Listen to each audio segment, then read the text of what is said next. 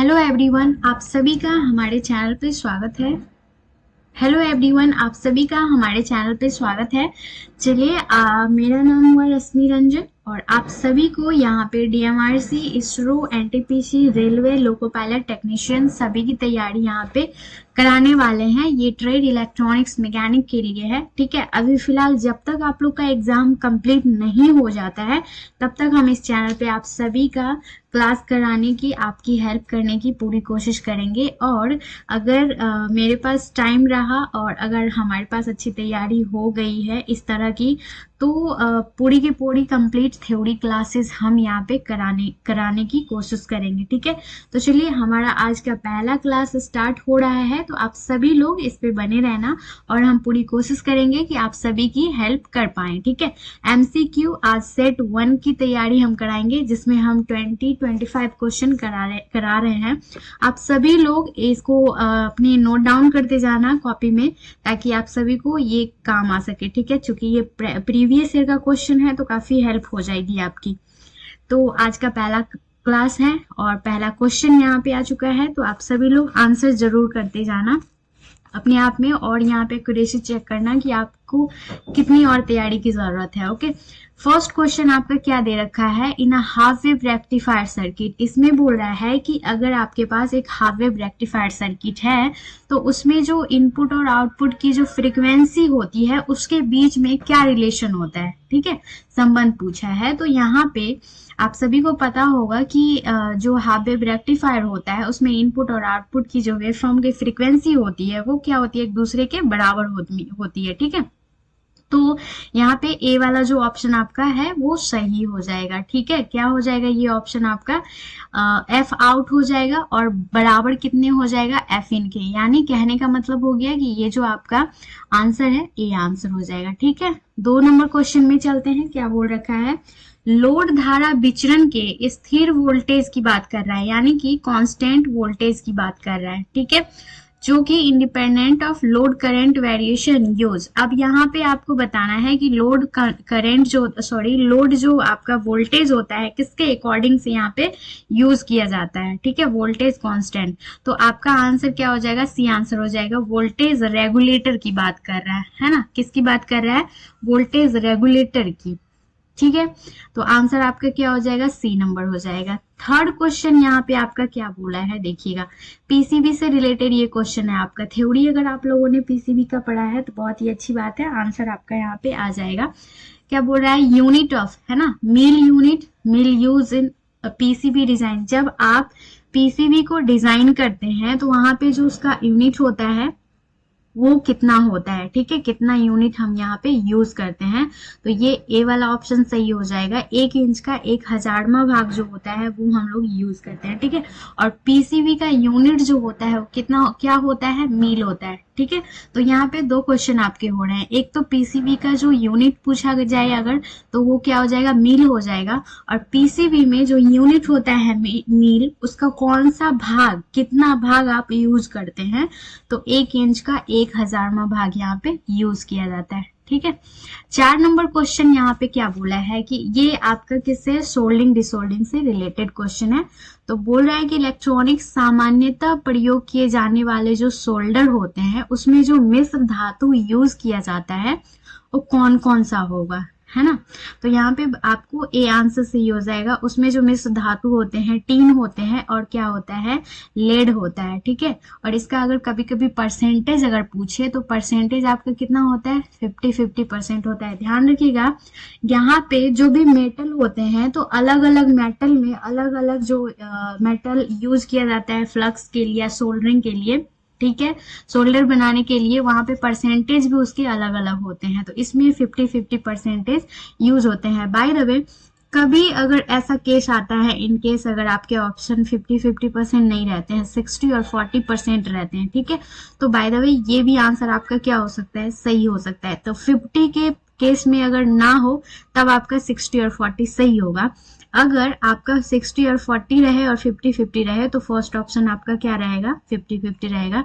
तो याद रखिएगा जब भी कि इलेक्ट्रॉनिक्स में कॉमनली यूज किया जाता है सोल्डर के लिए, वो टीन और सीसा होता है, ठीक है। सारे क्वेश्चन आप लोग नोट डाउन करते जाना, ओके, ठीक है, बहुत ही इंपॉर्टेंट है। इसमें क्या बोल रहा है कि voltage drop across a close switch. अब यहाँ पे याद रखिएगा, स्विच को दो तरीके से हम लोग यूज करते हैं। एक तो आपका क्लोज स्विच होता है और दूसरा क्या होता है, ओपन स्विच होता है। ठीक है, क्या होता है, ओपन स्विच होता है। ओके, तो याद रखना, जब भी क्लोज स्विच वाला प्रॉब्लम्स आएंगी यहाँ पे, है ना, तो उसका जो स्विच पतन होता है यानी वोल्टेज ड्रॉप होता है, लगभग कितना होता है, 0 के करीब होता है। ठीक है, और जब भी यहाँ पे ओपन के कंडीशन में होगा, यानी कि इसका जो वोल्टेज होगा, ड्रॉप होगा, वो कितना हो जाएगा, इन्फिनिटी होता है। ठीक है, क्योंकि क्या होता है, इसका कोई इंटरनल रेजिस्टेंस नहीं होता है, इसलिए यहाँ पे कोई भी वोल्टेज ड्रॉप होगा ही नहीं। लेकिन ओपन रहेगा तो सारे के सारे वोल्टेज क्या होंगे, ड्रॉप हो जाएंगे, इसलिए क्या होगा, क्लोज स्विच के कंडीशन में नियरली 0 हो जाएगा। ठीक है, 6 नंबर क्वेश्चन एसएमटी से रिलेटेड है। यहाँ पे बोल रहा है कौन सा ऐसा स्टेटमेंट है, ठीक है, जिसमें advantage of using SMT component, जब आप एसएमटी यूज करते हो, है ना, एसएमटी कंपोनेंट यूज करते हो, तो वहां पे इसका एडवांटेज क्या होता है, लाभ क्या होता है।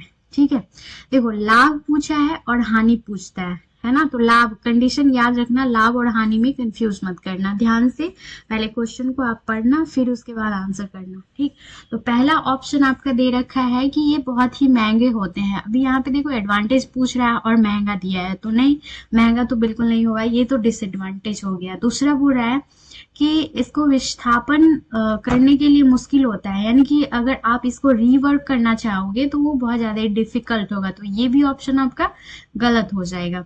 थर्ड में यानी सी में दे रखा है कि आप इसका जब पीसीबी यूज करते हो पीसीबी पर, तो वो दोनों साइड में आप इसको अप्लाई कर सकते हो, तो ये सही हो सकता है, क्योंकि इसमें ये दिक्कतें नहीं आएगी कि आप इसको या तो अपर साइड से लगाओ या बैक साइड से, दोनों तरफ से इसका यूज कर सकते हो। ठीक है, तो आपका आंसर क्या हो जाएगा, सी आंसर सही हो जाएगा, डी आंसर भी आपका गलत होगा। ठीक है, चलो अब आते हैं 7 नंबर क्वेश्चन, क्या बोल रहा है, लेपन जो गंभीर पर्यावरण में पीसीबी को नमी और धूल से बचाता है उसे क्या कहते हैं। यानी जो हम लोग पीसीबी बनाते हैं उस पे जो कोटिंग चढ़ाते हैं, है ना, तो कोटिंग क्यों चढ़ाते हैं, क्योंकि हमारे जो बाहरी वातावरण होते हैं जहाँ पे डस्ट और मॉइस्चराइजर होते हैं, उससे हमें पीसीबी को क्या करना होता है, बचाना होता है, सुरक्षित रखना होता है।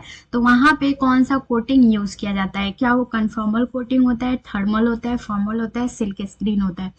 ठीक है, थर्मल मतलब तो आपका हो जाएगा कि हीट से रिलेटेड हो जाएगा, औपचारिक ये भी नहीं होगा, यहाँ पे क्या हो जाएगा आपका कन्फर्मल हो जाएगा। ठीक है, तो आंसर आपका हो जाएगा ए। ओके, बहुत सारे स्टूडेंट का ये क्वेश्चन आपका कराया गया होगा, लेकिन अभी न्यू स्टार्टिंग है तो हम सोच रहे हैं कि स्टार्टिंग शुरू से ही किया जाए तो ज्यादा ही अच्छा होगा। इसी तरह हम कम से कम 2-3 हजार क्वेश्चन कराने की कोशिश कर रहे हैं, तो इसलिए ज्यादा एक्सप्लेनेशन ना करते हुए जो एग्जैक्टली आंसर है उस पर हम लोग ज्यादा फोकस करेंगे। ठीक है, टाइम कम है एग्जाम के लिए और हमने बहुत टाइम के बाद ये क्लास स्टार्ट किया है, तो टाइम भी नहीं है ना, इस वजह से तो जल्दी करना पड़ेगा।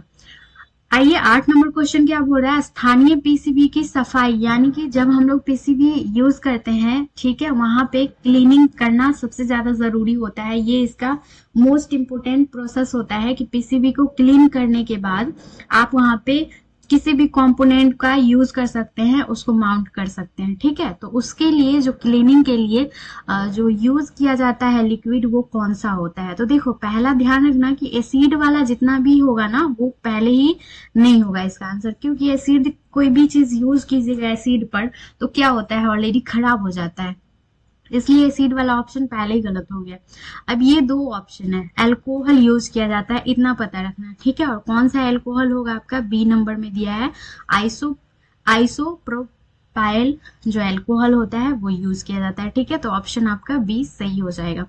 9 नंबर क्वेश्चन वोल्टेज स्टेबलाइजर से है। स्टेबलाइजर सभी लोगों के घरों में यूज किया जाता है, आप जानते हैं कि ये क्या करता है, वोल्टेज को अप डाउन करने में मदद करता है और हमारे जो कंपोनेंट होते हैं या जो डिवाइसेस यूज करते हैं वो उसको सुरक्षित रखता है ना, इसलिए वोल्टेज स्टेबलाइजर का यूज किया जाता है।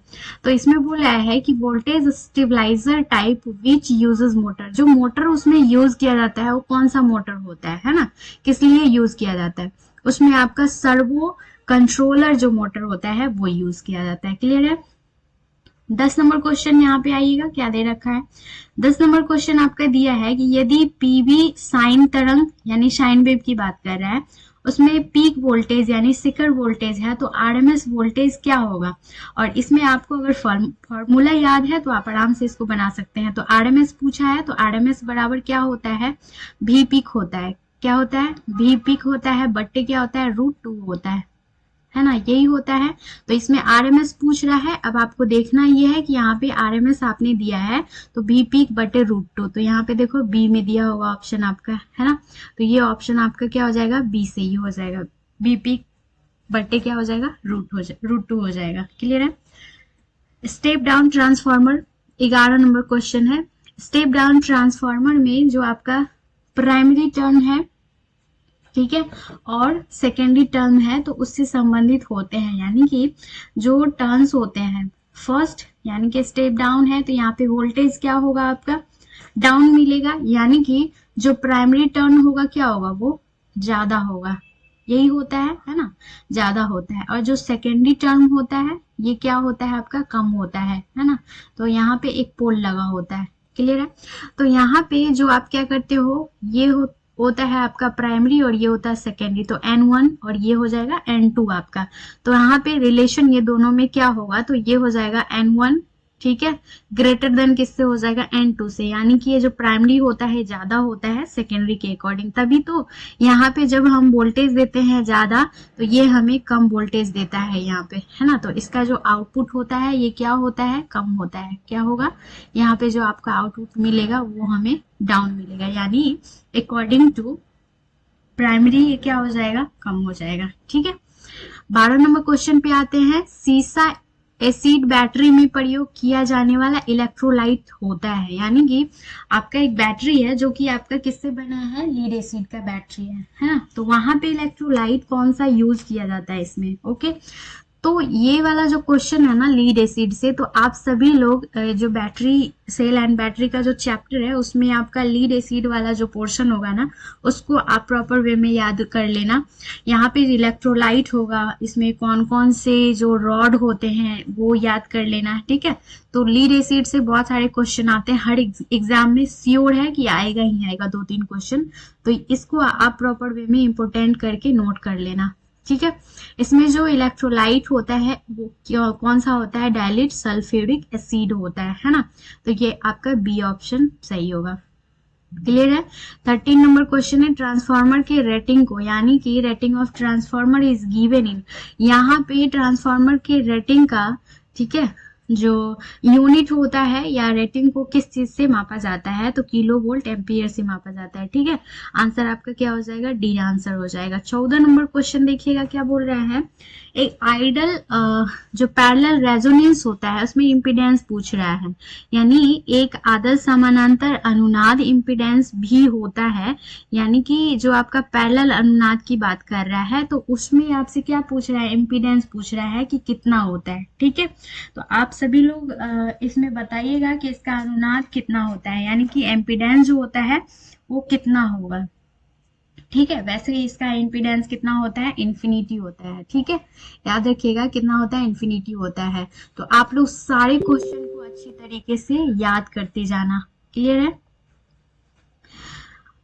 नीचे आते हैं 15 नंबर क्वेश्चन, यहाँ पे बता रहा है पावर आपूर्ति में एक प्रदीपक मॉड्यूल में परिवर्तित करता है। यानी कि एक इन्वर्टर है, ठीक है, inverter module in a power supply convert. अभी इन्वर्टर जो होता है वो किस पावर को किस में कन्वर्ट करता है। एक सेकेंड यहाँ पे आप लोग समझ लीजिएगा कि आपका जो रेक्टिफायर होता है, ठीक है, आपका जो क्या होता है, रेक्टिफायर होता है, वो क्या करता है, एसी को डीसी में चेंज करता है ना।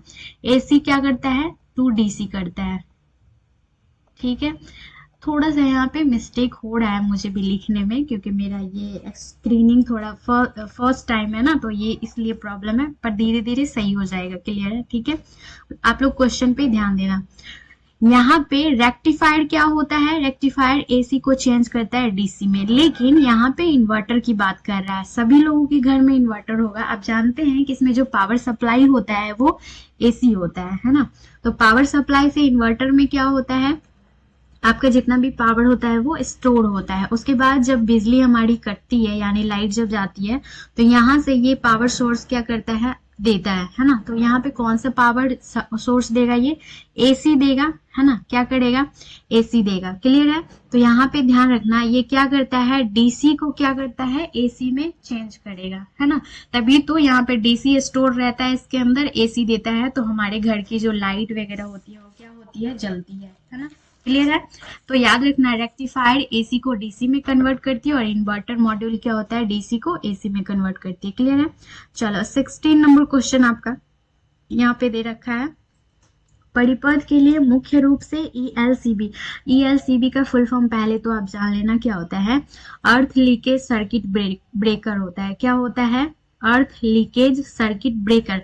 आप इस चीज को फुल फॉर्म, इस चीज को नोट कर लेना। बहुत सारे फुल फॉर्म होते हैं ऐसे जो आपसे पूछे जाते हैं, जैसे कि आपका मॉसफेट का हो गया, आईजीबीटी हो जाएगा, है ना, एससीआर हो जाएगा, एफईटी हो जाएगा। बहुत सारे ऐसे जो पावर इलेक्ट्रॉनिक्स में या डिजिटल में जो भी आपके फुल फॉर्म वाले पोर्शन है ना, उसको जरूर याद कर लेना आप लोग। क्लियर है।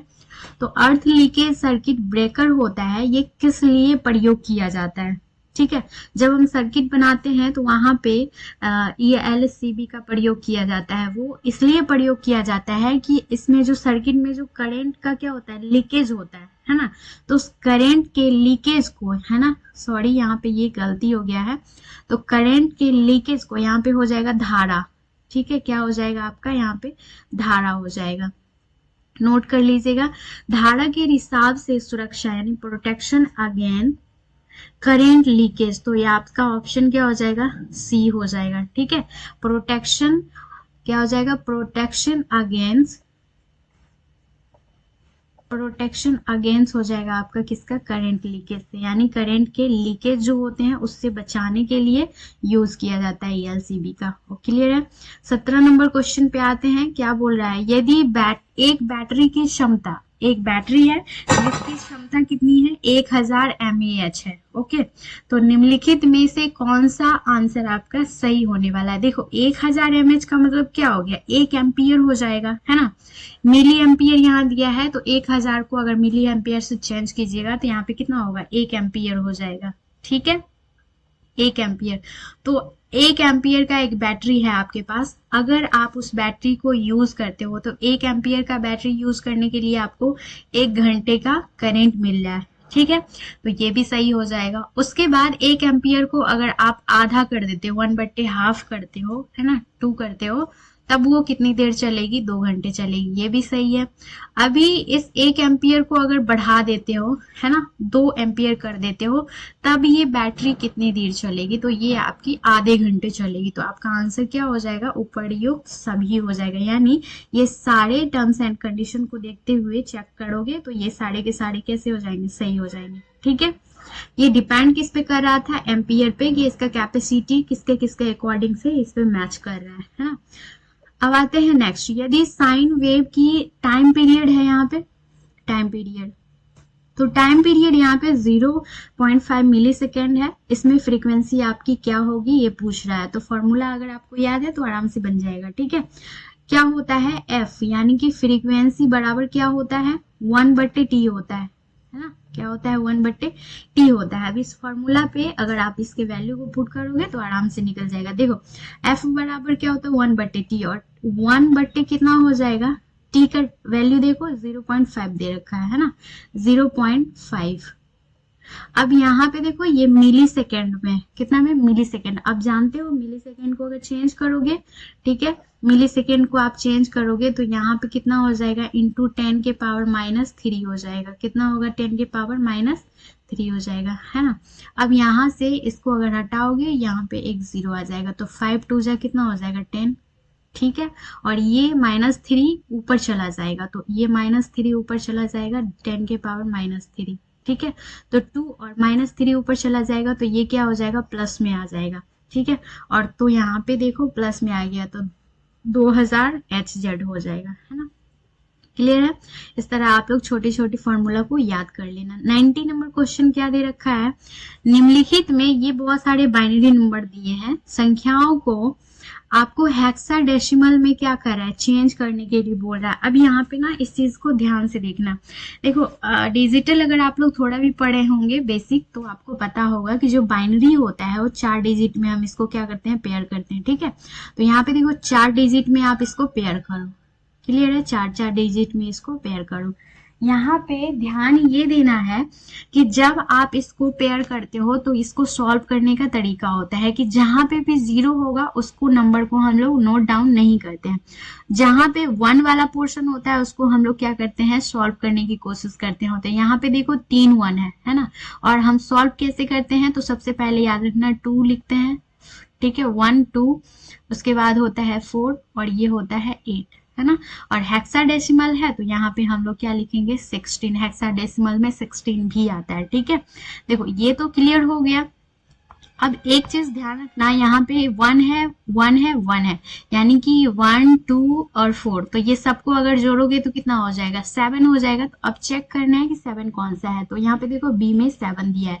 एक और हम लोग कंफर्मेशन के लिए चेक करते हैं, अगर यहाँ पे 2 ऑप्शन रहता 7 7 का तो फिर क्या करते, तो सेकेंड वाला भी चेक कर लेते हैं। देखो यहाँ पे दे रखा है 1 1 1 1, ठीक है, तो चारों 1 है। अब यहाँ पे 4 को देखो, ऑप्शन यहाँ पे दे रखा है 4 में, चलो ठीक है, तो 1 हो जाएगा, ये 3 हो जाएगा, 3 और 4 कितना हो जाएगा, 7 हो जाएगा, और यहाँ पे 8 है, तो ये सबको जोड़ोगे तो कितना होता है, 15 होता है। और एक चीज याद रखना, जब आप क्या करते हो 9 से आगे बढ़ते हो, ठीक है, तो यहाँ पे क्या हो जाता है 10 11 12, ठीक है, 13 हो जाएगा, 14 हो जाएगा, और यहाँ पे कितना हो जाएगा, 15 हो जाएगा। ठीक है, तो 9 से जब हम लोग आगे बढ़ते हैं तो अल्फाबेट शुरू होता है। ठीक है, तो 10 को हम लोग लिखते हैं ए बी, ठीक है, सी डी ई एफ, है ना, क्या लिखते हैं, ई और एफ लिखते हैं। अब यहाँ से आप लोग पता कर सकते हो कि आपका यहाँ पे कितना आया था, 1 3 8, और यहाँ पे आ गया था 4, तो ये सबको हमने ऐड किया था तो कितना आया था 15, और 15 को हम लोग लिखते हैं एफ लिखते हैं। तो ये चीजें अभी आपको कंप्लीट समझ आ गई होगी। तो यहाँ पे ऑप्शन कौन सा हो जाएगा, बी। तो कोई भी अगर इस तरह का क्वेश्चन आता है तो आप सभी लोग ऐसे सॉल्व करना, और इससे भी शॉर्ट तरीका अगर मेरे पास आएगा, देखते हैं, आना तो चाहिए, तो हम आप सभी को उसमें भी बताएंगे कि और भी इसको आसानी से सॉल्व कैसे कर सकते हैं। क्लियर है? चलो आगे बढ़ेंगे हम लोग, यहाँ पे आगे बढ़ते हैं 20 नंबर क्वेश्चन पे। आज हम 20 क्वेश्चन कराएंगे क्योंकि फर्स्ट डे है, और आप सभी लोग इस वीडियो को कंप्लीट देख लेना और कमेंट करना, फिर नेक्स्ट वीडियो हम और भी लाते रहेंगे कंटिन्यू। ठीक है, यदि 3 इनपुट, एक एंड गेट है जिसमें 3 इनपुट है, ओके, तो 8 इनपुट संभवताएं हैं, तो लो आउटपुट है ना, लो आउटपुट में उस तरह की कितनी संभावना बन सकती है, यानी कि आपके पास एक क्या है, एंड गेट है, ठीक है, एंड गेट है। अब यहाँ पे इसके पास जो इनपुट है वो कितनी है, 3 है, और आउटपुट यहाँ पे कितनी आ रही है, 0। तो यहाँ पे अगर ट्रूथ टेबल आपको पता है तो आप आराम से इसको सॉल्व कर सकते हैं। ठीक है, तो उसमें पूछ रहा है कि आपका जो लो आउटपुट है वो कितनी बनेगी। ठीक है, तो यहाँ पे लो आउटपुट आपकी कितनी संभावना है बनने की, बताइएगा सभी लोग, अगर आपको पता होगा तो ट्रूथ टेबल में। ये आपके लिए होमवर्क है, ऐसे इसका आंसर जो होगा वो आपका कितना हो जाएगा, 7 हो जाएगा। ठीक है, अभी ये HW रहेगा, इसको आप लोग ट्रूथ टेबल में बताना, बना के ट्राई करना कि कितना होता है। ठीक है, तो आज के लिए बस इतना ही, कल हम लोग फिर मिलेंगे, और ऐसे अभी आप लोग को निम्मी के भी क्वेश्चंस कराते रहेंगे हम। ठीक है, और आज तो फर्स्ट डे था इसलिए हमने यहाँ पे ये वीडियो बनाया है। अभी आप लोग बताना कैसा लगा, ठीक है, और अब कितनी ज्यादा हेल्प हो रही है आप सभी की।